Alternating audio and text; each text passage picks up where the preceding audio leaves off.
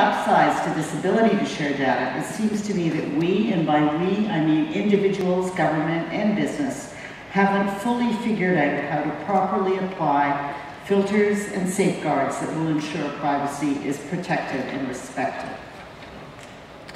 So following on Mark's very cogent comments, I think that Wikileaks is a case in point about the challenge of transparency that protects and respects privacy.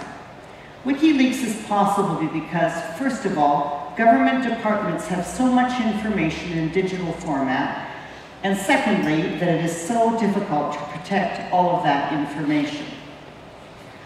I have significant concerns about the Wikileaks' particular style of openness.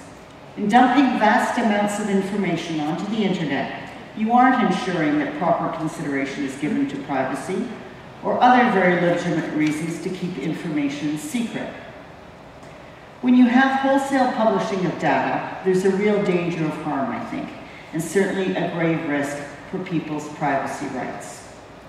And allow me to stress that advocating privacy is not the same as favoring government secrecy.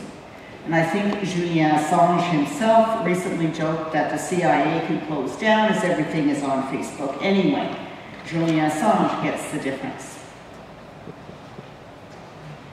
Indeed, I personally strongly support the idea of open government, and I advocated for it while I headed Quebec's Access to Information Commission early in the last decade, and at our last meeting of provincial and territorial Privacy and Information Commissioners across Canada, I, with all my other colleagues, supported a resolution urging Canadian, provincial, territorial, and of course the federal government to embrace open government principles to enhance transparency and accountability. Openness builds trust between citizens and their government, which is a critical element, I think, of any democratic society. I'd like to talk about now the nexus between innovation, profits, and personal information. Information technologies have created various types of new risks for personal information as well, and I'd like to touch on a couple of them here. We're seeing more and more technological information that involves the collection and use of personal information.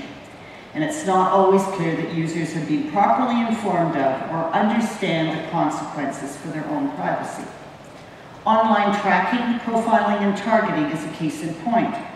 Many Canadians don't know what's happening behind their computer screens, let alone are able to agree to it. Children who are going online at younger and younger ages are even less likely to understand. This issue was one we explored during consultations over the last year, and our final report on the consultations will be available on our website later this week. It seems to me that privacy is being put in peril by the race for profits, sometimes euphemistically referred to as innovation. Don't get me wrong, there is real innovation. Innovation is an important part of human culture, and innovation is particularly important in Canada. But I think sometimes the term is overused, and we're just talking about making more money.